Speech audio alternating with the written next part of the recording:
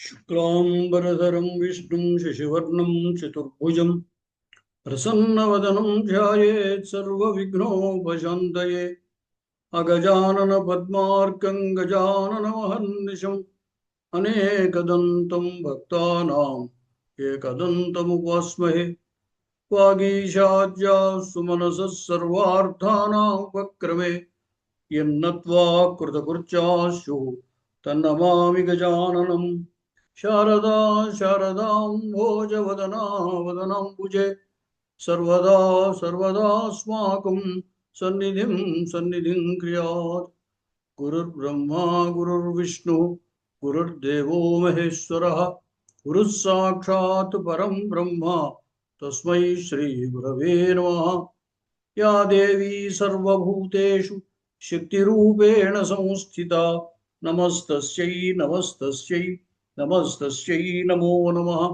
అమ్మలగన్నయమ్మ ముగురమ్మల మూలపుటమ్మ చాలా పెద్దమ్మ సురారులమ్మ కడుబారుడి పుచ్చినయమ్మ తన్నులో నమ్మిన వేర్పుటమ్మల మనమ్ముల ఉండెడియమ్మ దుర్గమాయమ్మ కృపాబ్ధి ఇచ్చుత మహత్వ కవిత్వ పటుత్వ సంపదల్.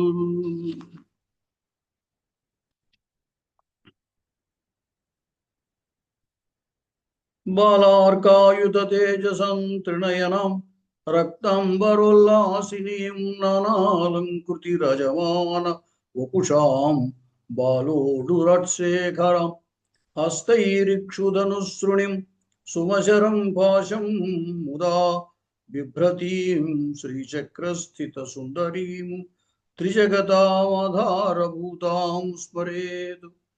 దేవీ భాగవతం నామ పురాణం పరమోత్తమం త్రైలోక్య జననీ సాక్షాత్ గీయతే యత్ర శాశ్వతీ.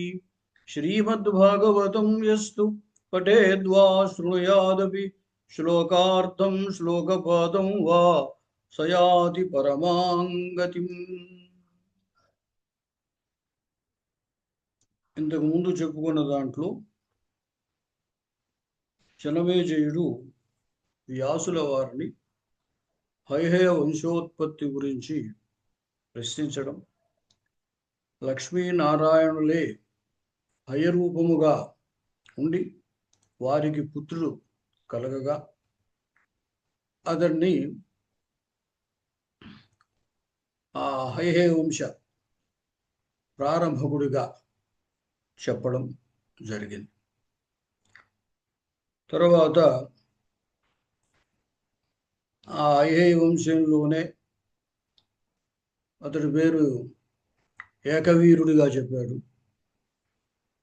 తర్వాత కృతవీరుడు, కృతవీర్యస్య అపత్యం కార్తవీర్యుడు, ఆ కృతవీర్యుని కుమారుడు కార్తవీర్యుడు.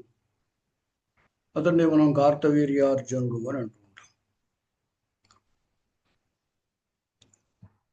అప్పుడు జనమేజయుడు అంటున్నాడు, హైహయానాం సముత్పత్తి విస్తరాత్ విస్మయప్రద పరం కౌతూహలం వేత్ర యద్విష్ణు కమలాపతి దేవదేవో జగన్నాథ సృష్టిస్థిత్యంతకారక సోపి అశ్వభావమాపన్న భగవాన్ హరిరచ్యుత.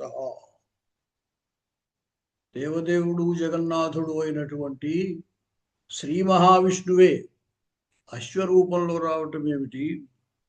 ఆయన సర్వతంత్ర స్వతంత్రుడు కదా,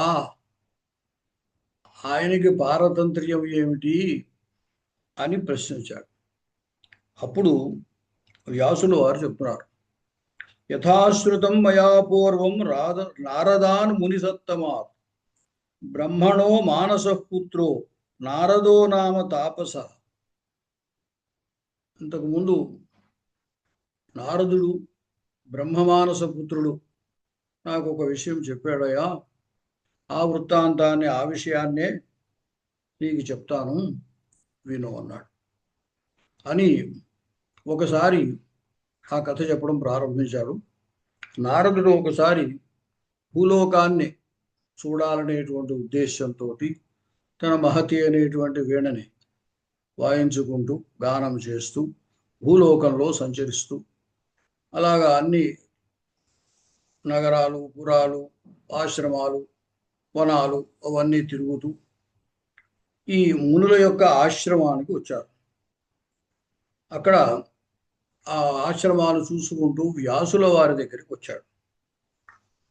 వచ్చినప్పుడు ఆ నారద మహర్షికి స్వాగతం పలికి ఆయనకి అర్ఘ్యపాద్యాదులన్నీ సమర్పించుకొని ఆయన్ని అడిగాడు. తమపృచ్ఛమహం రాజన్ యత్పృష్టోహం త్వయాధునా అసారేస్మిన్ తు సంసారే ప్రాణినాం కిం సుఖం మునే. నువ్వు ఇప్పుడు నన్ను అడిగినట్లుగానే నేను కూడా ఆయన్ని ప్రశ్నించాను. ఈ అపారమైనటువంటి ఈ సంసారంలో ప్రాణులకు సుఖం ఎలా లభిస్తుందయ్యా? అసలు సుఖం ఏముందయ్యా? అన్నీ కష్టములే కనబడుతున్నాయి అంటూ తన విషయాన్ని వ్యాసుల వారు చాలా విస్తృతంగా చెప్పారు. ఏమిటి అంటే, వ్యాసుల వారికి ఒకసారి సంతానము కావాలి అనేటువంటి కోరిక కలిగింది. ఆ సరస్వతీ నదీ తీరంలో ఒక వృక్షం మీద ఉండేటువంటి పక్షుల జంట తన పిల్లకి ప్రేమగా ఆహారాన్ని తినిపిస్తూ ఉంటే వ్యాసుల వారికి అది చూసిన తర్వాత, ఆహా, గృహస్థై సంతానం గనక కలిగి ఉంటే ఎంత ఆనందం అనుభవించవచ్చో అని అనిపించి ఆయన సంతానం కోసమై తపస్సు చేశారు. శంకరులు ప్రత్యక్షమయ్యారు. ఆ శంకరుల యొక్క అనుగ్రహం చేత వ్యాసుల వారికి అరణి నుండి శుకుడు జన్మించాడు. ఈ శుక మహర్షి పుట్టుకతోనే వైరాగ్యం కలిగినటువంటి వాడు. అతడికి తండ్రి ఎంత చెప్పినప్పటికీ కూడా వివాహం చేసుకునే ఉద్దేశం లేదు. అయితే తండ్రి యొక్క ప్రేరణతోటి జనక మహారాజు దగ్గరికి వెళ్ళినప్పుడు ఆయనతో సంవాదం జరిగి ఆయన యొక్క ఉపదేశం చేత ఇతడు మళ్ళీ ఇంటికి వచ్చిన తర్వాత వివాహం చేసుకున్నాడు, పుత్రులను కన్నాడు. అయినప్పటికీ కూడా నిరంతరము కూడా వైరాగ్య దృష్టితోటే ఉంటూ చివరికి తన వైరాగ్యంతో ఇంటి నుండి వెడలిపోయి మోక్షాన్ని పొందాడు. అంచేది వ్యాసుల వారు ఏమన్నారంటే, ఎంతో శ్రమపడి నేను పుత్రుని కన్నాను, అయితే ఆ పుత్రుని పొందిన ఆనందం అనుభవించకుండానే అతను వైరాగ్యంతో బ్రహ్మైక్యాన్ని పొందేశాడు. ఇలా ఉండగా ఏమైంది అంటే, అక్కడ కురువంశము యొక్క ప్రగతి ఆగిపోయింది. అటువంటి సందర్భంలో అంటే శంతన మహారాజు సత్యవతిని వివాహం చేసుకోవడం, ఆ వివాహం చేసుకున్న తరువాత శంతనుడికి చిత్రాంగదుడు, విచిత్ర వీర్యుడు అనే కుమారుడు కలగడం. అయితే చిత్రాంగదుడు అల్పాయుష్కుడై అతడు మరణించడం, విచిత్ర వీర్యునికి కాశీరాజు పుత్రిక లేనటువంటి అంబాలికలతోటి వివాహం భీష్ముడు జరిపించడం, వాళ్ళకి సంతానం కలగకుండానే ఆ విచిత్ర వీరుడు మరణించడం. అప్పుడు సత్యవతి వ్యాసుల వారిని స్మరించడం, వ్యాసుల వారు వచ్చి తల్లి యొక్క కోరిక ప్రకారంగా ఈ అంబాలికల యందు సంతానాన్ని పొందడం. అయితే అక్కడ ధృతరాష్ట్రుడు, పాండురాజు, ఒక దాసి యందు విదురుడు జన్మించారు. ఇలా జన్మించినప్పటికీ కూడా అది అయిన తర్వాత ఇతడు సరస్వతి నదీ తీరానికి వచ్చి ఆశ్రమంలో ఉన్నారు వ్యాసుల వారు. కొంతకాలానికి ఏమైంది, ఆ ధృతరాష్ట్ర పుత్రుడికి, ఈ పాండురాజు పుత్రులకి ధృతరాష్ట్రుడు అంధుడవడం, పాండు రోగగ్రస్తుడవడం, అతడికి మునిశాపము చేత మరణం సంభవించడం, దేవతల యొక్క వరం చేత కుంతి పొందినటువంటి మంత్ర ప్రభావం చేత పాండవులు జన్మించడం, వారు ఉభయలు కూడా పరస్పరము కలహించుకోవడం, ఇవన్నీ జరిగాయి. వీటన్నిటిలో ఇలాగా చూస్తూ ఉంటే సంతానాన్ని పొంది సుఖం పొందాలి, సుఖపడాలి, ఆనందించాలి అనేటువంటి కోరిక నాకేమీ తీరలేదయ్యా అన్నాడు. ఎందుకంటే ఆ ధృతరాష్ట్రుడు, పాండురాజు వాళ్ళు వ్యాస మహర్షి యొక్క తేజస్సుతో జన్మించినటువంటి వారే కదా.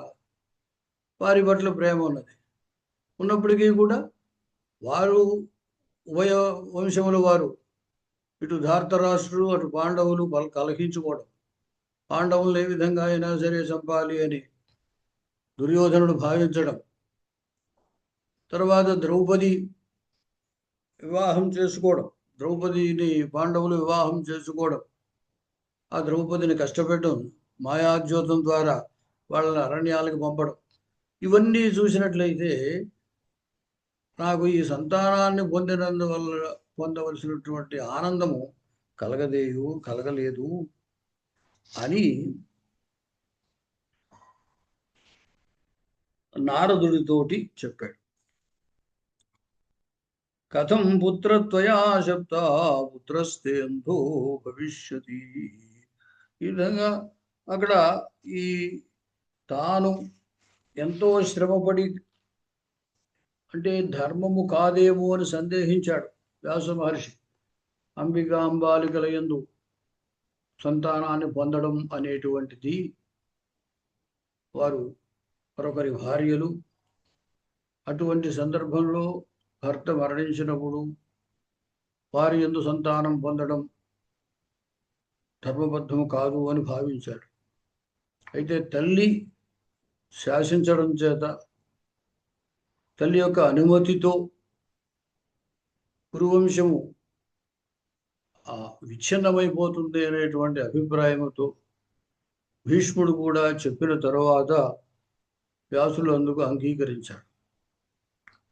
అయితే ఎంతో ఆ మనస్సును సమాధానపరుచుని అంగీకరించినప్పటికీ కూడా వారు సుఖంగా ఉన్నట్టు కనపడ్డారు. వాళ్ళందరి యొక్క కష్టాలు చూసి ఈయన బాధపడ్డాడు, వ్యాసులు వారు కూడా బాధపడ్డాడు. అని చెప్పి ఇదేమిటయ్యా అని నారద మహర్షిని అడిగాడు, ఏమిటి ఇన్ని కష్టాలు ఎలా పడుతున్నాము అని. అంటే అప్పుడు నారదుడు చెప్పాడు, బ్రహ్మా విష్ణుస్తథా రుద్రః సనకః కపిలస్తథా మాయయా వేషితాః సర్వే భ్రమంతి భవవర్త్మని. ఈ సంసారంలో ప్రవేశించినటువంటి వారు ఎవరైనా సరే, బ్రహ్మైనా విష్ణువైనా రుద్రుడైనా సనక సనందరాదులైనా కపిలుడైనా ఎవరైనా సరే మాయకు బద్ధులు కావలసిందే. ఈ మాయా ప్రభావం చేత నేను కూడా ఇలాగే ఒకసారి కష్టాన్ని అనుభవించానయ్యా, ఆ విషయం చెబుతాను విను అన్నాడు. ఒకసారి నా మిత్రుడు పర్వతుడు అనేటువంటి అతడు, మిత్రుడు అసలు మేనరుడు కూడా, భాగినేయుడు. ఆ పర్వతుడు నేను అంటే నారద మహర్షి కలిసి భూలోకంలో సంచరిద్దాము అనుకున్నారు. అయితే సంచారానికి వెళ్లే ముందు వాళ్ళు ఉభయులు ఒక ఒప్పందం చేసుకున్నారు. మనం ఏది మన మధ్య దాపరికం ఉండకూడదు. ఎవరి మనస్సులో కలిగిన అభిప్రాయాలు వాళ్ళు బయటికి చెప్పేయాలి. ఎవరి పట్లైనా మనకి రాగద్వేషాలు కలిగినా సరే అవన్నీ కూడా వెంటనే మన ఆలోచనలు ఎదురుగా పైకి చెప్పేయాలి. ఏది దాపరికం ఉండకూడదు అని ఒప్పందం చేసుకున్నారు. అలా చేసుకునే వాళ్ళు సంచరిస్తూ భూలోకంలో వాళ్ళు చేసుకున్న చెప్పాడు, చిత్త వృత్తిస్తు వక్తవ్యా యాదృశీ యస్య జాయతే శుభావాప్యశుభావాపి నగోప్తవ్యా కదాచన భోజనేచ్ఛా ధనేచ్ఛాపి ప్రతీచ్ఛా వా భవేదపి యాదృశీ యస్య చిత్తే తు కథనీయా పరస్పరం. అది వాళ్ళు ఆ స్వర్గం నుండి భూలోకానికి వచ్చే ముందుగా ఇటువంటి ఒడంబడిక చేసుకున్నారు, ఏది మనకి మధ్యలో దాపరికం ఉండకూడదు అని. సరే, వాళ్ళు అలా భూలోకంలోకి వచ్చి అలా తిరుగుతూ ఉండగా సంజయుడు అనేటువంటి రాజు యొక్క నగరానికి వచ్చారు. ఆ నగరానికి వచ్చినప్పుడు ఆ సంజయుడు వీరిని గుర్తించి మహర్షులని చెప్పి వీళ్ళు ఉభయుల్ని తన ఇంటికి ఆహ్వానించి ఆతిథ్యం ఇచ్చారు. అక్కడ వీళ్ళు కొంతకాలం అలా ఉన్నారు. అయితే వర్షకాలంలో చాతుర్మాస్య వ్రతం, వర్ష ఋతువు చాతుర్మాస్య వ్రతం చేయాలి. అంచేత ఆ సమయం ఆసన్నమవడంతో ఆ రాజు ఏర్పాటు చేసినటువంటి అతిథి భవనంలోనే వీళ్ళు చాతుర్మాస్య వ్రతం చేస్తున్నారు. అలా చేసేటప్పుడు ఆ రాజు యొక్క కూతురు దమయంతి అనేటువంటి అమ్మాయి ఉన్నది. ఆమె వీరికి సపర్యలు చేయటానికి నియమింపబడింది. ఈ ఇద్దరు కూడా ఋషులు, యోగులు, అంచేత జితేంద్రియులు. అందువలన ఒకటి పైగా నారదుడు బ్రహ్మమానస పుత్రుడు. అంచేత వారి ఉభయులకి ఆమె చాలా వినయంగా సేవ చేస్తూ ఉన్నది. కొంతకాలానికి ఏమైంది అంటే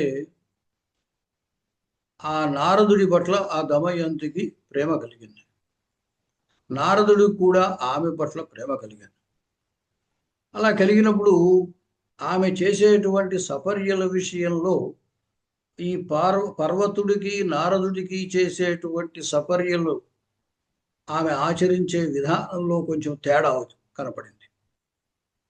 అంటే నారదుడికి ఏదో చాలా చక్కనైనటువంటి పరుపు వేయడం, చక్కనైనటువంటి పదార్థాలు ఏర్పాటు చేయటం, అలాగా ఆయనకు చేసేటువంటి సేవల విషయంలో ఎక్కువ ప్రీతి కనబరుస్తోంది, ఎక్కువ గౌరవం కనబరుస్తోంది. దీన్ని పర్వతుడు గుర్తించాడు. అయితే నారదుడు ఆ విషయం పైకి ముందు చెప్పలేదు. నారదుడికి కూడా ఆమె పట్ల ప్రీతి కలిగింది, ఆమెకు నారదుడి పట్ల ప్రీతి కలిగింది. కానీ ఈ విషయాన్ని నారదుడు పైకి చెప్పలేదు. వాళ్ళు చేసుకున్న ఒడంబడిక ప్రకారంగా ఎవరికి ఏ అభిప్రాయము లోపల కలిగిన భోజనేచ్ఛ, ధనేచ్ఛ, రతీచ్ఛ, ఏ ఇచ్చ కలిగిన ఎటువంటి ఆలోచన వచ్చినా దాచుకోకూడదు, పైకి చెప్పాలి అని ఒడంబడిక కదా. కానీ నారదుడు అది చెప్పలేదు. దీన్ని కొంచెం పర్వతుడు గుర్తించాడు. గుర్తించి ఓ రోజు అడిగాడు, తవాభి తాదృశం భావం జానామి లక్షణైరహం నేత్ర వక్త్ర వికారైశ్చ జ్ఞాయతే ప్రీతి కారణం సత్యం వదనతే మిథ్యా వక్తవ్యం వచనం మునే స్వర్గత సమయం కృత్వా చలితౌ సంస్మరాధునా. ఆ పర్వతుడు అడిగాడనమాట, ఆ రాజపుత్రి నీ పట్ల చూపించేటువంటి ప్రీతికి నా పట్ల చూపించేటువంటి ప్రీతికి తేడా కనబడుతోందయ్యా. ఈ భక్ష్య భోజ్యాదులు ఏర్పాటు చేయడంలో కానీ, శయనాదులు ఏర్పాటు చేయడంలో కానీ ఆమె తేడా చూపిస్తోంది. ఆమె పట్ల కూడా నీకు ప్రీతి కలిగినట్లుగా నాకు అనిపిస్తోంది. మనం చేసుకున్నటువంటి నియమం ప్రకారంగా నువ్వు నిజం చెప్పాలి అన్నాడు. అంటే అప్పుడు నారదుడు వాళ్ళు చెప్పాడు, తదాహం హి సమాక్రాంత సంజాతశ్చ భ్రువం పునః పర్వత ఏషా విశాలాక్షి పతిం మాం కర్తుముచ్యత మమాభిమానసో భావ వర్తతే స్యాం విశేషత. పర్వతుడితో చెప్పాడు, అవునయ్యా, ఆమె నా పట్ల ఎక్కువ ప్రీతిని కనబరుస్తోంది, నన్ను వివాహం చేసుకోవాలి అని అనుకుంటోంది, నాకు కూడా ఆమె పట్ల ప్రేమ కలిగింది అని చెప్పాడు. అనేసరికి పర్వతుడికి కోపం వచ్చింది. ప్రథమం శపథాన్ కృత్వా వంచితోహం త్వయాయత. మనిద్దరం ఒక ఒడంబడిక చేసుకున్నాం. మన మనసులో ఎటువంటి అభిప్రాయం కలిగినా, ఎటువంటి కోరిక కలిగినా అది వెంటనే పైకి చెప్పేయాలి, దాపరికం ఉండకూడదు అని. కానీ నీవు ఇంతకాలం నాకు చెప్పలేదు. మనం చేసుకున్నటువంటి నియమాన్ని నువ్వు ఉల్లంఘించావు. అందుకోసం భవ వానర వక్త్రస్వం శాపాచ్చ మమ మిత్రదృగు, నువ్వు మిత్రద్రోహం చేశావు.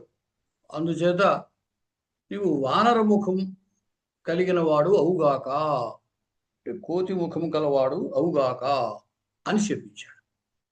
అలా శపించేసరికి నారదుడికి కూడా కొంచెం కోపం వచ్చింది.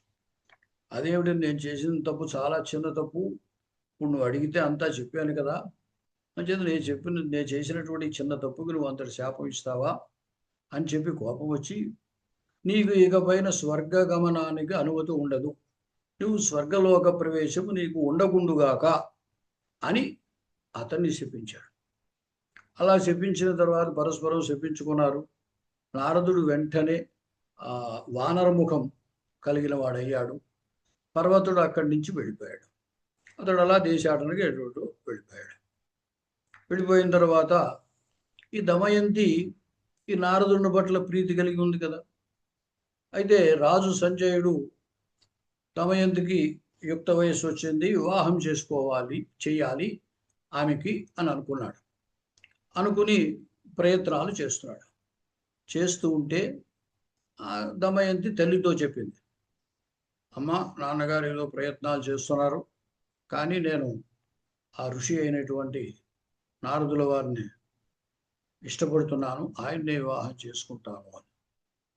అంటే అప్పుడు ఆమె భర్తతో సంజయుడితో చెప్పింది, రాణి ఇట్లాగా అమ్మ ఇలా అనుకుంటోంది అని. అంటే అప్పుడు సంజయుడు అన్నాడు, అదేమిటది, పైగా అతను ఇప్పుడు చూస్తే వానరముఖంతో ఉన్నాడు, అటువంటి వ్యక్తికి ఇచ్చి మనం వివాహం ఎలా చేస్తాం? ఆ వివాహ మండపంలో వానరముఖంతో ఉన్న వాడి పక్కన అందమైనటువంటి రతీదేవిలా ఉన్నటువంటి మన అమ్మాయిని కూర్చోబెట్టాలి. ఎలా కూర్చోబెడతాం? చూసేవాళ్ళంతా నవ్వుతారు, ఇదేమిటి ఈ పని అని. అంచేత అట్లా కాదు, యోగ్యుడైనటువంటి వరుని చూసి వివాహం చేద్దాము అని అన్నాడు. అంటే తల్లిదండ్రులు చెప్పినప్పటికీ కూడా ఆమె అంగీకరించలేదు. నేను నారదుల వారినే ఇష్టపడుతున్నాను, వారినే వివాహం చేసుకుంటాను. ఇంతకుముందు వారు బాగానే ఉన్నారు కదా, ఇప్పుడైతే ఈ పరిస్థితి వచ్చింది శాప కారణంగా, అయినప్పటికీ కూడా నేను వారినే వివాహం చేసుకుంటాను అని. సరే, ఇంకా తల్లిదండ్రులు ఇంకేమీ కాదనలేక వారికి ఉభయులకి కూడా వివాహం చేసేశారు. కొంతకాలం ఇలా గడిచింది. ఆమె దమయంతి చాలా యోగ్యురాలు. భర్త ఇటువంటి స్థితిలో ఉన్నప్పటికీ కూడా భర్తకి సేవ చేస్తూనే ఉన్నది. అతని పట్ల ఎటువంటి హేళన భావం కానీ నిరాకరణ దృష్టి కానీ లేకుండగా సేవ చేస్తూ ఉన్నది. కొంతకాలం అయ్యేసరికి పర్వతుడు దేశాటన చేసి నా మిత్రుడు ఎలా ఉన్నాడో చూద్దాం అని అనుకుని మళ్ళీ ఇక్కడికి వచ్చాడు. వచ్చేసరికి వారు ఉభయులు వివాహం చేసుకుని దమయంతి ఈ వానరముఖంలో ఉన్న నారదుడు కనపడ్డారు. అయ్యో, మనం ఇచ్చినటువంటి శాపం కారణంగా ఇలా ఉన్నది కదా, పాపం ఆ యువతి ఎంతో ప్రీతితో వివాహం చేసుకున్నది, ఎంత దుఃఖపడుతోందో కదా అని అనిపించింది. అలా అనిపించి తక్షణమే, మిత్రమా, నేను అప్పుడు ఏదో కోపంలో అలా శపించాను, నీకు ఇప్పుడే తక్షణమే నీకు నీ పూర్వ ముఖం వస్తుంది, వానర ముఖం తొలగిపోయి నీ పూర్వస్వరూపం నీకు వస్తుంది అని అన్నాడు. అన్న వెంటనే నారదుడు వానర ముఖం పోయి సాధారణమైనటువంటి స్వరూపంలోకి వచ్చేశాడు. అప్పుడు నారదుడు కూడా, నేను నీకు కూడా శాపం ఇచ్చాను, ఆ శాపాన్ని కూడా ఇప్పుడు తొలగిస్తున్నాను, నువ్వు స్వర్గానికి వెళ్ళడానికి ఎటువంటి ఆటంకములు ఉండవు అని చెప్పాడు. చెబితే ఈ దమయంతి చాలా ఆనందించి తల్లిదండ్రులకి ఈ విషయం చెప్పింది. ఆ తల్లిదండ్రులు వచ్చారు. వచ్చి నారదుని చూసి చాలా ఆనందించారు. ఈ విధంగా అప్పుడు చెబుతున్నాడు అన్నమాట నారదు, కిం బ్రవీమి మహాభాగా మాయాశ్చరితం మహతు దుఃఖితోహం భుజం దత్ర పర్వతే ఋషితే గతే పునఃసేవా పరాత్యర్థం రాజపుత్రీ మమాభవతు గతేధ పర్వతే కామం స్థితస్తత్రైవ సత్మని. ఈ విధంగా ఆ మాయ యొక్క ప్రభావం ఎంతటిదో మనం చెప్పలేము. అతడు ఆ మాయ వల్ల మే ఇద్దరము ఒడంబడిక చేసుకోవడం ఏమిటి, ఆ మాయ వల్లే నేను ఆమె పట్ల ప్రీతి కలిగి ఉండడం, ఆమెను వివాహం చేసుకోవడం, దానికి అతడు కోపించడం, శపించడం, అయినప్పటికీ కూడా ఆమె నన్ను వివాహం చేసుకోవడం, మళ్ళీ ఆ శాపం నుండి అతడే నన్ను విముక్తుని చేయడం, ఇదంతా చాలా ఆశ్చర్యకరంగా ఉన్నటువంటి విషయం కదా అన్నాడు. అంచేత మాయ అనేటువంటిది చాలా శక్తివంతమైనటువంటిది. ఆ మాయకు లొంగనటువంటి వారు ఎవరు ఈ ప్రపంచంలో ఉండరు అన్నారు. దాని తర్వాత మళ్ళీ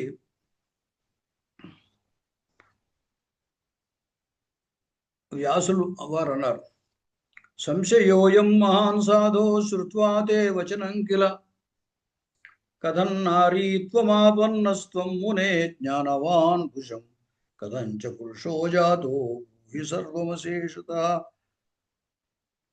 ఇదే విధంగా నారదులు, ఇంతేకాదు నీకు మరొక విషయం కూడా చెబుతాను విను అన్నారు. ఎందుకంటే ఈ మాయ వల్లే మనుష్యులకి అహంకారాదులు కూడా కలుగుతాయి. ఆ అహంకారం వల్ల అనర్థాలు కూడా కలుగుతాయి. ఆ అహంకారం వల్ల కలిగే అనర్థాన్ని దానికి వివరించేటువంటి ఒక వృత్తాంతం నీకు చెబుతాను విను అని నారదుడు అన్నాడు. అని ఏమన్నాడంటే, కామక్రోధౌ తథా లోభో మత్సరో మమతా తథా అహంకారో మదఃకేన జితా సర్వే మహాబలా. ఎవరైతే కామక్రోధములు, లోభము, మాత్సర్యము, అహంకారము, మదము ఎవరైతే వీటిని జయిస్తారో వాళ్ళు చాలా బలసంపన్నులు. ఈ సత్వరజస్తమో గుణములు అనేటువంటి ఈ 3 గుణములే అన్నిటికీ కూడా మూల కారణము. ఈ గర్వం వల్ల వచ్చేటువంటి అనర్థం ఏమిటో నీకు వివరిస్తాను విను. ఒకానొకప్పుడు నేను విష్ణువుని దర్శించడానికి వెళ్ళాను. వెళ్ళి గచ్చన్ హాస్య వినోదేన స్త్రీభావం గవిదక్షణాత్ రాజపత్నీత్వమాపన్న మాయాబల విమోహిత పుత్రా ప్రసూతా బహవో గేహే తస్య నృపస్య. ఆ విష్ణువుతోటి నేను కొంత గర్వముతో వ్యవహరించడం చేత, ఆ గర్వం కారణంగా నేను స్త్రీ రూపాన్ని పొందడం, ఒక మహారాజుకు భార్య అవటం, పుత్రుల్ని పొందటం, తర్వాత మళ్ళీ విష్ణువు యొక్క అనుగ్రహంచే పురుషుడిగా మారటం, ఇవన్నీ జరిగాయి అని చెప్పాడు. అంటే అప్పుడు వెంటనే వ్యాసుల వారు ఆ వృత్తాంతాన్ని నాకు వివరించి చెప్పవలసింది అని అడిగాడు. అడిగితే నారదుడు చెప్పాడు. ఒకానొకప్పుడు నారదుడు విష్ణుమూర్తిని దర్శించడానికి వెళ్ళాడు వైకుంఠానికి. ఇతడు వెళ్ళేటువంటి సమయానికి ఆ విష్ణువు శ్రీ మహాలక్ష్మితోటి అక్కడ కూర్చొని ఉన్నాడు. ఈ నారదుడిని చూసిన వెంటనే శ్రీ మహాలక్ష్మి లోపలికి విడిపోయింది. అలా విడిపోతే కొంచెం నారదుడు తనకి అవమానంగా భావించాడు. భావించి ఆ విష్ణుమూర్తిని అడిగాడు, కథంచ మాగతా దృష్ట్వా మామాగచ్చంతమంతికాత్ నాహం విటో నవాధూర్తః తాపసోహం జగద్గురు జితేంద్రియః జితక్రోధః జితమాయః. జనార్దన, అది అమ్మ లక్ష్మీదేవి నన్ను చూసి అలా లోపలికి వెళ్ళిపోయింది ఎందుకు? నేను విటులను కాను, ధూర్తుణ్ణి కాను, నేను ఒక తాపసుణ్ణి, పైగా జితేంద్రియుణ్ణి, అంటే ఇంద్రియాలన్నింటినీ జయించినటువంటి వాణ్ణి, క్రోధాన్ని జయించినటువంటి వాణ్ణి, మాయను జయించినటువంటి వాణ్ణి అన్నాడు. ఇతని యొక్క ఈ మాటలలో నేను జితేంద్రియుణ్ణి, జితక్రోధుణ్ణి, జితమాయుణ్ణి అన్నంతో కొంత గర్వం తొంగి చూసింది. అప్పుడు విష్ణుమూర్తి, ఓహో ఇతనికి ఇటువంటి గర్వం ఉన్నది కదా, ఒక పాఠం చెప్పాలి అనుకున్నాడు. అనుకుని వాచమాం స్మితం కృత్వా వీణావన్మధురాం గిరం. జనార్దనుడు అప్పుడు వీణానాదములాగా మధురముగా నాతోటి ఒక మాట చెప్పారు. పితం పతిం వినా అన్య సాన్నిధ్యే కస్యచిత్ యోషయా క్వచిత్ మాయా సుదుర్జయా విద్వన్ భోగిభిర్జిత మారుతై. ఆమె భర్తకు తప్ప మరొకరు ఎదురుగా ఉండదయ్యా, అందుచేత ఆమె వెళ్ళిపోయింది. దానికి కారణం ఏమిటి అంటే మాయా అనేటువంటిది జయింప శక్యం కానటువంటిది. అది ఎప్పుడు ఎవరిని ఏ విధంగా మారుస్తుందో తెలియదు, అందుచేత వెళ్ళిపోయింది. ఎందువలన అంటే ఈ మాయ చేత జయింపబడని వారు ఎవరూ లేరు, లేదా మాయను జయించిన వారు ఎవరూ లేరు. కాలోపి తస్యా రూపం హి రూపహీన స్వరూపకృతు తద్వశే వర్తతే దేహి విద్వాన్ మూర్ఖోథ మధ్యమః. కాలః కరోతి ధర్మజ్ఞం కదాచిత్ వికలం పునః స్వభావాత్ కర్మతో వాపి దుర్జేయం తస్య చేష్టితం. ఈ మాయా అనేటువంటిది కాలస్వరూపమైంది కూడా అన్నాడు. ఈ కాలం అనేటువంటిది రూపవంతుణ్ణి రూపహీనుడిగాను, రూపహీనుణ్ణి రూపవంతుడుగాను చేయగలదు. విద్వాంసుడిని మూర్ఖుడుగాను, మూర్ఖుణ్ణి విద్వాంసుడుగాను చేయగలదు. ధర్మజ్ఞుణ్ణి అధార్మికుడుగాను, ధార్మికుణ్ణి ధర్మజ్ఞుడుగా, అధార్మికుణ్ణి ధర్మజ్ఞుడుగాను తాను తలుచుకుంటే ఏదైనా చేయగలదు అని చెప్పాడు.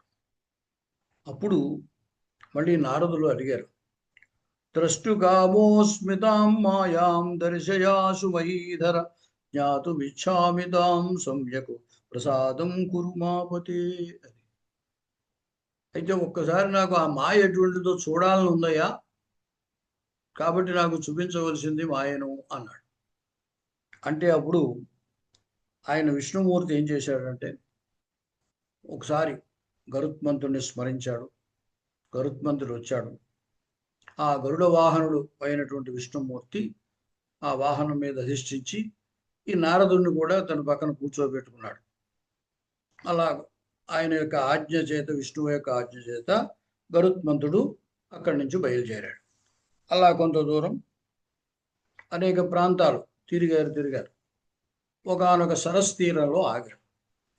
ఆ సరస్సు దగ్గర ఆగిన తర్వాత అంటే అక్కడ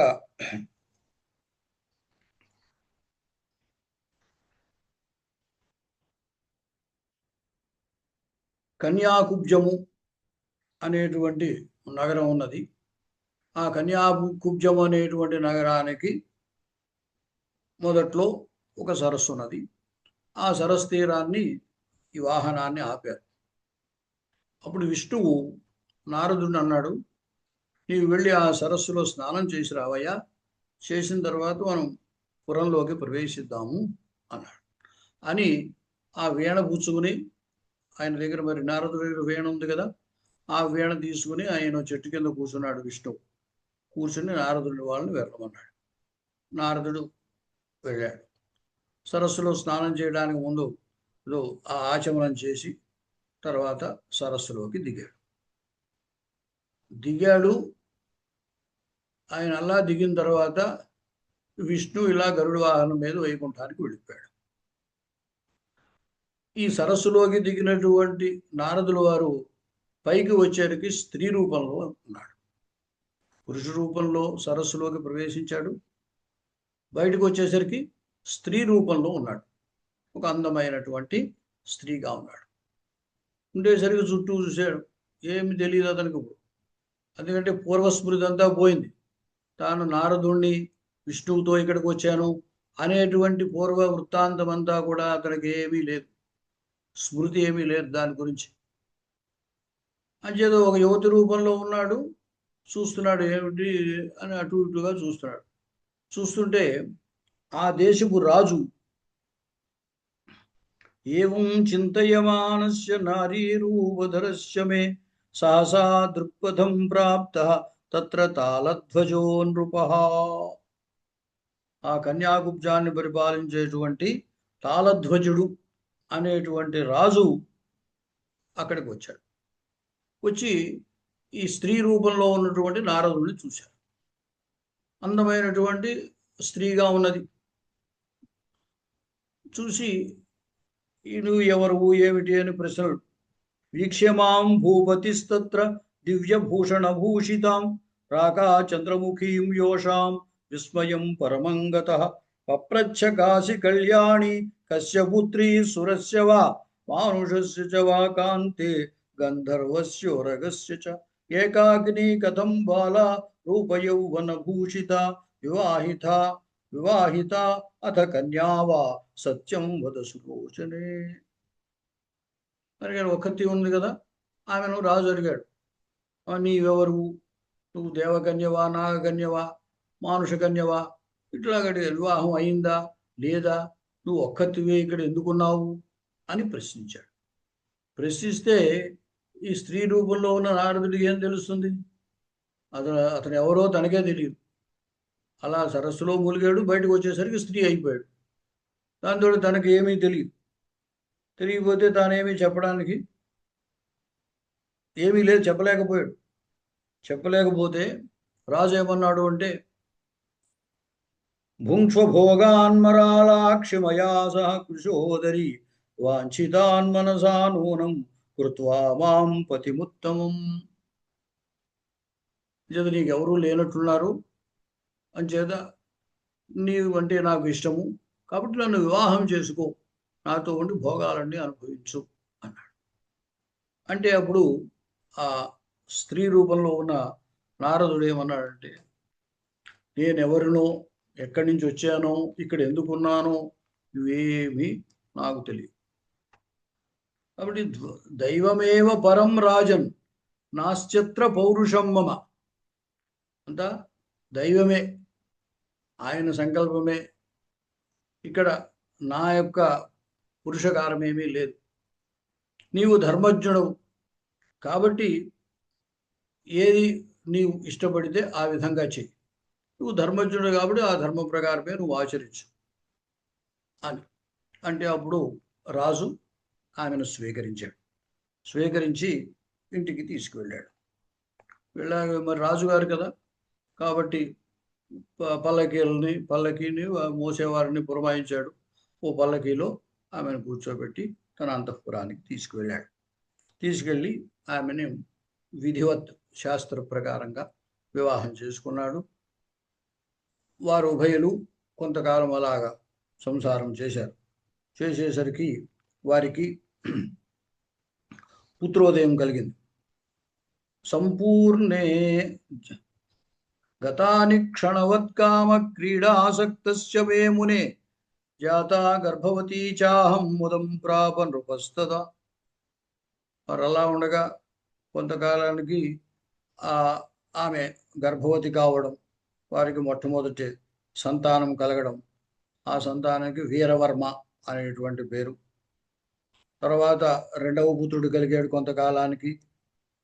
ఆ రెండవ పుత్రుడికి సుధన్వ అనేటువంటి, సుధన్వుడు అంటాము, ఆ సుధన్వుడు అనేటువంటి పేరు కలిగింది. ఇలాగా వారికి చాలామంది అష్టసుతా కాళీ కాళీ జాతా, అందమైనటువంటి 80 పిల్లలు కలిగారు. ఏమిటి, స్త్రీ రూపంలో ఉన్న నారదుడికి కలిగారు. ఆ పిల్లలు పెద్దవాళ్ళు అయ్యారు. మరి వాళ్ళందరికీ వివాహాలు జరిగాయి. ఆ వివాహాలు జరిగిన వాళ్ళందరికీ కూడా పిల్లలు కలిగారు, అంటే మనవలు కలిగారు. ఈలోగా ఏమైంది అంటే, కదాచిత్ సుఖమైశ్వర్యం కదాచిత్ దుఃఖమద్భుతం పుత్రేషు రోగజనితం దేహ సంతాపకారకం పరస్పరం తు కదాచిత్ విరోధో భూస్సుదారుణః పుత్రాణాం వా వధూనాం చ తేన సంతాప సంభవః సుఖ దుఃఖాత్మకే ఘోరే మిథ్యాచారకరే భృశం సంకల్పజలితే క్షుద్రే మగ్నోహం మునిసత్తమా. ఎప్పుడైతే పుత్రులకి వివాహాలు, వారికి సంతానము ఇలా కడగడంతో ఏమవుతుంది అంటే, తోడికోడళ్ళు వాళ్ళు పరస్పరము దెబ్బలాడుకోవడము, లేదా అనేక కారణాల చేత అన్నదమ్ములు కలహించుకోవడం, లేదా పౌత్రులు కలహించుకోవడము, ఈ విధంగా ఇవన్నీ చూసేసరికి ఈ స్త్రీ రూపంలో ఉన్నటువంటి నారదుడికి ఒకసారి ఆనందం, ఒకసారి దుఃఖం ఇలా కలుగుతూ ఉన్నది. ఇట్లా అయిన తర్వాత కొంతకాలంకి ఏమైంది అంటే, ఒకానొక రాజు ఇతడి పట్ల శత్రుత్వం కలిగినటువంటి, తాళధ్వజుని పట్ల శత్రుత్వం కలిగినటువంటి వాడై తన యొక్క సైన్యంతో ఇతని మీదకి యుద్ధానికి వచ్చాడు. అథ కశ్చిన్ నృపః కామం దూరదేశాధిపో మహాన్ అరాతిభావమాపన్నః పతినా సహ మానదా ఆజగామ కన్యా కుబ్జే పురే యుద్ధమచింతయతు. తర్వాత ఏమైంది? యుద్ధం జరిగింది. ఆయన యుద్ధానికి వచ్చాడు, వీళ్ళు కూడా యుద్ధానికి వెళ్తారు. ఆ యుద్ధంలో ఈ స్త్రీ రూపంలో ఉన్న నారదుడికి కలిగినటువంటి పిల్లలందరూ మరణించారు. అయితే ఈ పిల్లలు మరణించిన తర్వాత ఆ రాజు ఇతని సైన్యాన్ని బలాన్ని తగ్గించేం కదా అని ఆ శత్రువుగా వచ్చినటువంటి రాజు వెనక్కి వెళ్ళిపోయాడు. ఈ తాళధ్వజుడిని చంపకుండా వెళ్ళిపోయాడు. తాళధ్వజుడు తన పుత్రులంతా మరణించడంతో దుఃఖంతో ఇంటికి వచ్చాడు.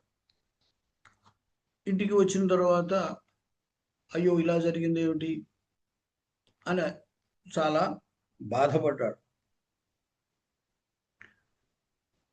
ఆ తన పుత్రులందరూ కూడా యుద్ధంలో మరణించడంతో ఈ స్త్రీ రూపంలో ఉన్నటువంటి నారదుడు తట్టుకోలేకపోయాడు.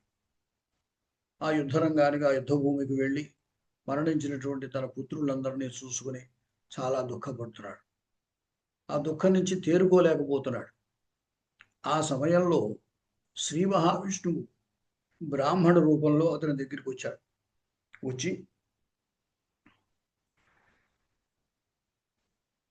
కృత్వా రూపం ద్విజస్యాగాతు వృద్ధః పరమశోభనః ఏతస్మిన్ అంతరే తత్ర భగవాన్ మధుసూదనః సువాస వేదవిత్కామం మత్సమీపం సమాగతః మామువాచ అతిదీనాం సక్రందమానాం మృణాజిరే. అలా దుఃఖిస్తూ ఉన్నటువంటి ఆ దగ్గరికి, అంటే ఆ నారదుల వారి దగ్గరకి విష్ణుమూర్తి బ్రాహ్మణ రూపంలో వచ్చి మాట్లాడాడు ఈ విధంగా: కాత్వం కస్యా సుతాకేమి చింతయాత్మగతిం పరా ఉత్తిష్ట రోదనం త్యక్త్వా స్వస్థా భవ సులోచనే. నువ్వు మోహంతోటి చాలా దుఃఖపడుతున్నావు. కాత్వం కస్యాసుతాకే అభీచింతయ ఆత్మగతిం పరాం. నువ్వెవరు, వీళ్ళెవరు, నీకు వీళ్ళు పుత్రులేమిటి, వీటన్నిటి గురించి ఆలోచించు, ఆత్మగతిని గురించి ఆలోచించు. ఈ రోదనను విడిచిపెట్టి మరణించిన వారికి తిలోదకములు ఇవ్వాలి కాబట్టి ఆ కార్యక్రమం నిర్వహించు, దుఃఖాన్ని విడిచిపెట్టు. స్నానంచ తిలదానంచ పుత్రాణం కురు కామని పరలోకగతానాంచ మర్యాదారక్షణాయ వై కర్తవ్యం సర్వథా తీర్థే స్నానంతు న గృహే క్వచితు మృతానాం కిల బంధూనాం ధర్మశాస్త్రస్య నిర్ణయా. మృతులైన వాళ్ళకి స్నానము చేసి తిలోదకములు తీర్థములో ఇవ్వాలి, ఇంట్లో ఇవ్వకూడదు. కాబట్టి నీవు ఆ తీర్థానికి వచ్చి ఈ మృతులైన వాళ్ళకి స్నానం చేసి మృతులైన వాళ్ళకి తిలోదకాలు సమర్పించు అని చెప్పారు. చెప్పి నారదుడు, అది శ్రీ మహావిష్ణువు నారదుడిని తీసుకుని, నారదుడు అంటే స్త్రీ రూపంలో ఉన్న ఆ నారదుడిని తీసుకుని ఒక తీర్థానికి వచ్చాడు. ఆ తీర్థం పేరు పుంతీర్థం. అంటే ఇంతకు ముందు నారదుడు ములిగి స్త్రీ రూపమైంది కాబట్టి అది స్త్రీ తీర్థం అనుకోవాలి. దాంట్లో మునిగి పైకి వచ్చాడు అంటే దాంట్లో మునిగిన వాళ్ళంతా స్త్రీలు అయిపోతారు. ఇప్పుడు తీసుకొచ్చినటువంటి తీర్థము పుంతీర్థము అన్నాడు. చలితాహం తతస్తూర్ణం తీర్థం పరమపావనం హరిర్మాం కృపయా తత్ర పుంతీర్థే సరసి ప్రభు నీత్వా భగవాన్ విష్ణు ద్విజరూపీ జనార్దన స్నానం కురు తటాకేస్మిన్ పావనే గజగామిని. శ్రీ మహావిష్ణువు ఆ ద్విజ రూపంలో ఉన్నాడు. ఉండి ఈమెను తీసుకుని వచ్చి నీవు వెళ్ళి దాంట్లో స్నానం చేసి మరణించినటువంటి పుత్రులకి తిలోదకాలు ఇయ్యి అని చెప్పాడు. చెప్పి తాను ఒడ్డున ఉండి ఈ నారదుని స్త్రీ రూపంలో ఉన్న నారదుడిని పంపారు. నారదుడు అక్కడికి వెళ్ళి ఆచమనం చేసి ఆ తీర్థంలో మునిగాడు. తటాకంలో మునిగి లేచేసరికి మళ్ళీ తన యథార్థ రూపం నారద స్వరూపం వచ్చేసింది. పురుష రూపం నారద రూపం వచ్చేసింది. ఆ గత జన్మంతా అతనికి గుర్తులేదు. ఎప్పుడైతే నారదుడి రూపంలో వచ్చాడో ఆ ఎదురుగుండా శ్రీ మహావిష్ణువు ఉన్నాడు. ఈయన ఇచ్చినటువంటి వీణ తీసుకుని అక్కడ ఎదురుగుండా కనపడ్డాడు. అప్పుడు ఆయన దగ్గరికి వెళ్ళాడు. హరిర్వీణాంకరే కృత్వా స్థితస్థీరే స్వదేహవాన్ ఉన్మజ్య చ మయా తీరే దృష్ట కమలలోచన ప్రత్యభిజ్ఞా చ తదా జాత మమ చిత్తే ద్విజోత్తమ. అయితే అప్పుడు ఆ శ్రీ మహావిష్ణువుని చూడగానే ఇతనికి ప్రత్యభిజ్ఞ అంటే పూర్వం ఒకసారి చూసిన వాడిని మళ్ళీ తర్వాత కాలంలో ఎప్పుడో చూసినప్పుడు ఓ అతడే ఇతడు అనేటువంటి జ్ఞానం కలిగితే దాన్ని ప్రత్యభిజ్ఞ అంటారు. ఆ విధంగా ఈ శ్రీ మహావిష్ణువుని చూసిన వెంటనే నారదుడికి ప్రత్యభిజ్ఞ కలిగింది. ఓ అప్పుడు నారదుడితోనే ఇక్కడికి వచ్చాం కదా, ఇక్కడ ఉన్నాం కదా, అప్పుడు ఇలా వెళ్ళాం కదా, తర్వాత ఏమైందో తెలియదు, మళ్ళీ ఇప్పుడు ఇలా వచ్చాము అని జరిగింది.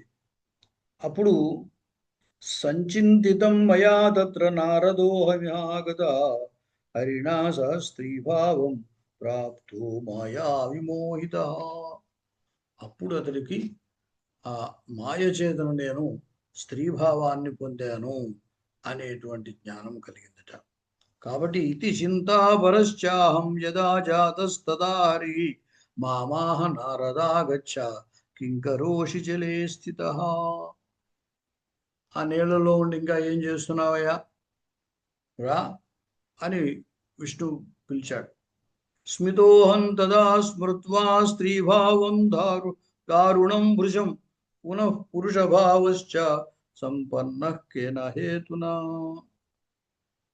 ఇప్పుడు అన్నాడు, నేను ఇంతకుముందు స్త్రీత్వాన్ని పొందాను, మళ్ళీ అది పోయి పురుషభావాన్ని పొందాను, ఇది ఎలా జరిగింది అని చాలా ఆశ్చర్యం కలిగింది. మాం దృష్ట్వా నారదం విప్రం విస్మితోసౌ మహీపతి క్వగతా మమ భార్యాస కుతోయం ముని సత్తమ. అయితే ఈమె ఈ పుత్రులకు అంటే నారదుడు స్త్రీ రూపంలో ఉండగా పుత్రులకు తిలోదకాలు ఇవ్వడానికి అని చెప్పి తీర్థానికి వచ్చాడు కదా.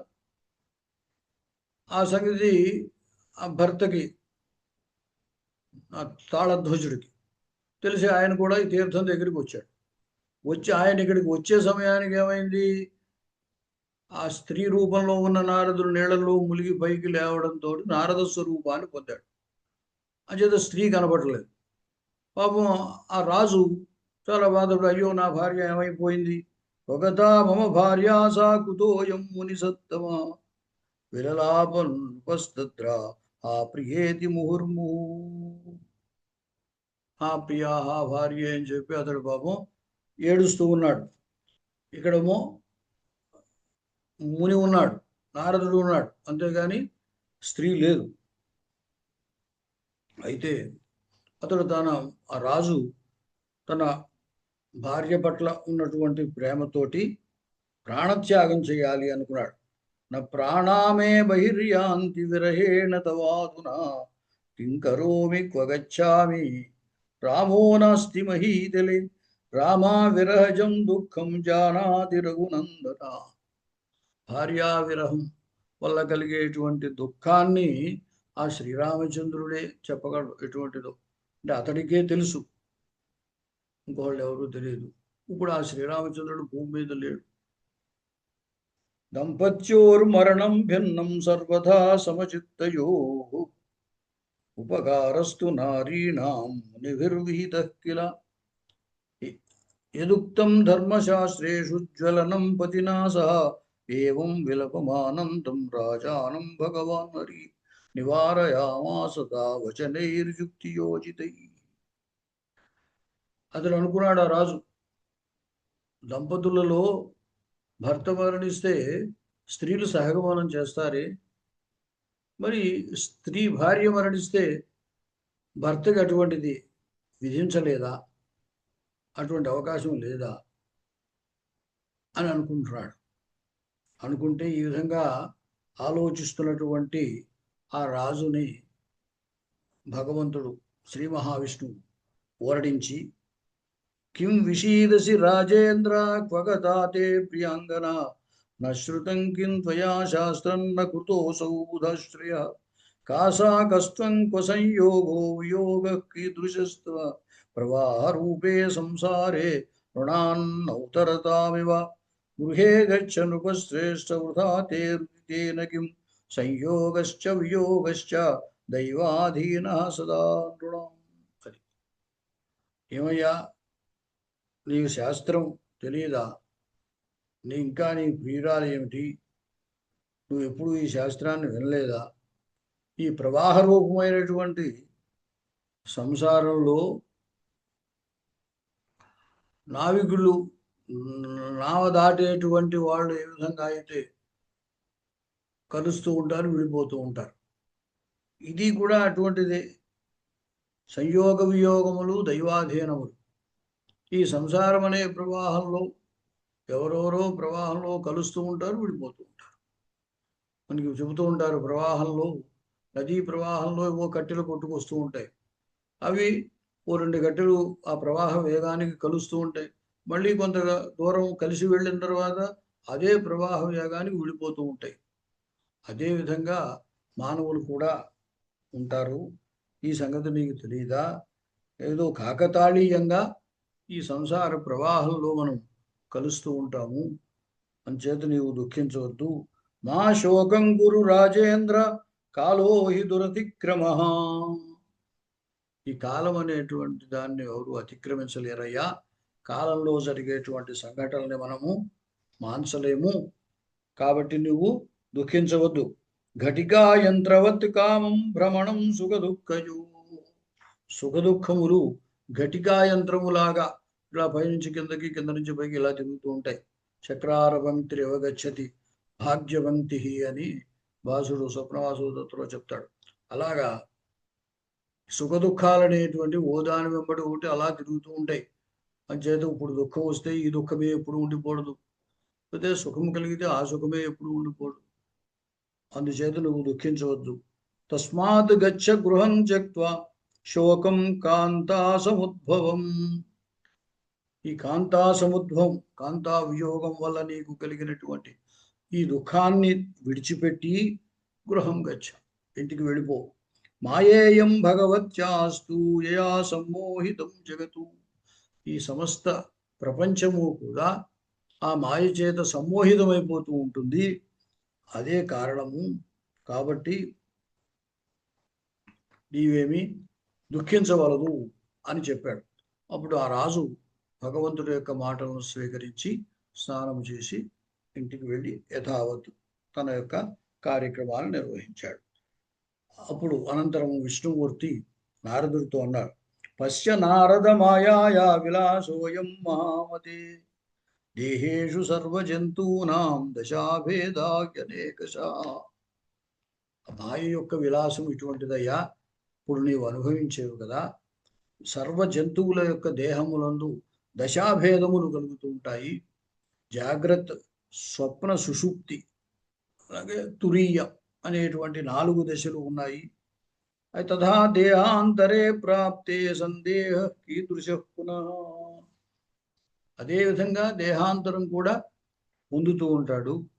సుప్తో నరో నజానాతి నశృణోతి వదత్యపి పునః ప్రబుద్ధో జానాతి సర్వం జ్ఞాతమశేషతః.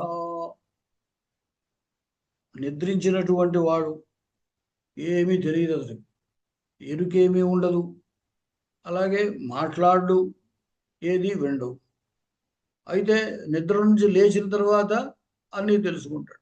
నేను నిద్రపోయాను అంటాడు, నాకు కల్లో ఇలా జరిగిందంటాడు, అవన్నీ చెప్తాడు. నిద్రయా చాల్యతే చిత్తం భవంతి స్వప్న సంభవా నానావిధ మనోభేద మనోభావాహ్యనేకశ. నిద్ర చేతను మన యొక్క మనస్సు, చిత్తము చెలిస్తూ ఉంటుంది. ఆ చెలించడం వల్లే అనేక రకములైన స్వప్నములు, అనేక విధాలైనటువంటి స్వప్నాలు వస్తూ ఉంటాయి, మనోభావములు అనేకములు కలుగుతూ ఉంటాయి. ఆ స్వప్నంలోనే ఏనుగేదో మన మీదకి వచ్చేస్తున్నట్టుగా ఉంటుంది, కానీ మనం అక్కడ ఉన్నవాళ్ళం పరిగెత్తలేకపోతూ ఉంటాం, అక్కడి నుంచి కదలలేకపోతూ ఉంటాం. అదే జాగ్రత్త అవస్థలో అయితే మన మీకు ఏదైనా వస్తూ ఉంటే మనం పక్కకు తప్పుకోవడమో పరిగెత్తుకు వెళ్ళిపోవడమో చేయగలుగుతాం. అదే స్వప్నంలో మన మీదకి ఏదైనా ఏనుగు వస్తూ ఉంటే ఏమిటో మనం అక్కడ అలాగే ఉంటాం, కానీ పరిగెత్తలేం. గజో మాం హంతు మాయాదీన శక్తోస్మి బలాయనే కింకరోమి నమే స్థానం ఎత్ర గచ్చామి సత్వరః మృతం పితామహం స్వప్నే పశ్యతి స్వగృహాగతం సంయోగస్తేన వార్తా చ భోజనం సమన్యతే ప్రబుద్ధః ఖలు జానాతి స్వప్నే దృష్టం సుఖాసుఖం. అదేవిధంగా మన ఇంట్లో మన పూర్వీకులు ఎవరో మరణించినటువంటి వారు ఉంటారు. ఆ మరణించినటువంటి తాతగారు ఎవరో కల్లోకి వస్తారు. ఆ తాతగారు ఎదురుగుండా వచ్చేటట్టే ఉంటుంది, వారితో మాట్లాడతాం, వారితో కలిసి భోజనం చేస్తాం. అయితే తెల్లవారు లేచేసరికి ఎవరు ఉండరు. ఓహో, ఇది కలలో వచ్చారు అని అప్పుడు భావిస్తాం. ఈ విధంగా మాయ వల్లనే ఈ అవస్థలన్నీ కూడా జరుగుతూ ఉంటాయి. మాయ అనేటువంటిది త్రిగుణాత్మకమైనటువంటిది. ఈ గుణత్రయకృతం సర్వం జగత్తు స్థావర జంగం వినాగుణైర్న సంసారో వర్తతే కించిదప్యదః. మొత్తం సంసారం అంతా కూడా ఈ త్రిగుణముల చేతనే ఏర్పడింది. గుణహీనమైనది ఇక్కడ ఏది సంసారంలో ఉండదు. అంటే ఒక్కొక్కప్పుడు ఒక్కొక్క గుణం వృద్ధి ఉండొచ్చు. త్రిగుణాలలో ఒక సత్వగుణం అధికంగా ఉంటుంది, ఒకప్పుడు రజోగుణం అధికంగా ఉంటుంది, ఒకప్పుడు తమోగుణం అధికంగా ఉంటుంది. అహం సత్వ ప్రధానోస్మి, విష్ణుమూర్తి చెప్తున్నాడు, నేను సత్వగుణ ప్రధానుణ్ణి. అలాగే బ్రహ్మగారు బ్రహ్మా పితా తేత్ర రజో ముఖ్య ప్రకీర్తిత, బ్రహ్మగారు రజోగుణ ప్రధానమైన వాడు. శివస్తథా తమో ముఖ్య, శివుడు తమోగుణ ప్రధానమైన వాడు. ఇలాగా ఈ మూడు గుణములు ఉన్నప్పటికీ కూడా ఒక గుణం ప్రధానముగాను మిగతావి అప్రధానములుగాను ఉంటూ ఉంటాయి. కాబట్టి మొత్తం అంతా కూడా త్రిగుణాత్మకమైనటువంటిదే మాయ. మాయా తస్మాత్ మోహో నకర్తవ్య సంసారేస్మిన్ మునీశ్వర మాయా విదుర్మితే సారే అపారే పరమదుర్ఘటే దృష్టా మయా త్వయాజ్యైవ భోక్తా భోగాయనేకశః కిం పృచ్ఛసి మహాభాగ తస్యాశ్చరితవద్భుతం. అది కాబట్టి విష్ణువు అన్నాడు ఆ నారదుడితోటి, ఆయన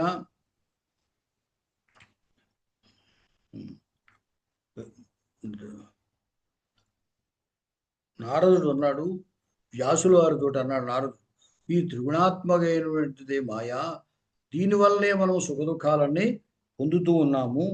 కాబట్టి అపారమైనటువంటి అసారమైనటువంటి మాయ చేత నిర్మించబడినటువంటి ఈ సంసారమునందు మోహపడవలదు. నేను ఈ మాయ కారణంగానే అనేకములు అనుభవించాను సుఖదుఖాలు, అదేవిధంగా నీవు అనుభవించావు అని వ్యాసుల వారితోటి చెప్పాడు అనమాట. ఈ విధంగా మాయ యొక్క ప్రభావము చేతనే ఆయన జనమేజయుడు అడిగిన ప్రశ్నకు సమాధానం అన్నమాట. లక్ష్మీనారాయణులు కూడా హయ రూపంలో వచ్చారు, లేకపోతే లక్ష్మీదేవి ఆ గుర్రం రూపంలో కిందకి రావడం ఏమిటి? మళ్ళీ ఆమె గురించి నారాయణుడు కూడా గుర్రం రూపంలో కిందకి రావడం, ఇదంతా కూడా మాయ కారణంగానే జరిగింది అని వ్యాసుల వారు జనమేజయులకి సమాధానం చెప్పారు అన్నమాట. ఇంతటితోటి మనకి ఈ నారదుడు యొక్క వృత్తాంతం, 2 రకాలైనటువంటి వృత్తాంతాలు మనం చెప్పుకున్నాం. అతడు తన యొక్క మిత్రుడు పర్వతుడు కలిసి రావటము, అక్కడ మాయామోహితుడు అంటే వివాహం చేసుకోవడం అది జరగటం. అలాగే రెండవ కథలో మాయ యొక్క గొప్పతనమే కాకుండా గర్వం వల్ల అనర్థం ఎటువంటిది జరుగుతుంది అనేది కూడా తెలియపరుస్తూ ఆ శ్రీ మహావిష్ణువే నారదుడికి గుణపాఠం చెప్పడం అన్నమాట. ఆ నారదుడు స్త్రీ రూపాన్ని పొందడం, మళ్ళీ పురుష రూపాన్ని పొందడం, ఈలోగా తను ఒక చక్రవర్తికి భార్య అవ్వడం, సంతానం కనడం, ఆ సంతానం మరణిస్తే దుఃఖించడం, ఇటువంటి అనుభవాలన్నీ కలగజేశాడు. ఆ విధంగా మాయ అంతటి గొప్పది, అంతటి శక్తివంతమైంది. అందుచేతనే మాయ వల్ల ఎప్పుడు ఏం జరుగుతుందో తెలియదు కాబట్టే నువ్వు వచ్చిన వెంటనే లక్ష్మీదేవి లోపలికి వెళ్ళిపోయిందయ్యా, అంతేగాని అంతకు మించి కారణం ఏమీ లేదు అని చెప్పినట్లయిందనమాట. సరే, ఇంతటితో స్వస్తి. స్వస్తి ప్రజాభ్యుః పరిపాలయంతాం న్యాయేన మార్గేణ మహిం మహిషా. ఓ బ్రాహ్మణేభ్యः శుభమస్తు నిత్యం. లోకాः సమస్తాः సుఖినో భవంతు. కాయేన వాచా మనసేంద్రియైర్వా బుద్ధ్యాత్మనా వా ప్రకృతే స్వభావాత్ కరోమి యద్యత్ సకలం పరస్మై నారాయణాయేతి సమర్పయామి. హరి ఓం తత్సత్. బ్రహ్మార్పణమస్తు. సమస్త సన్మంగళాని భవంతు.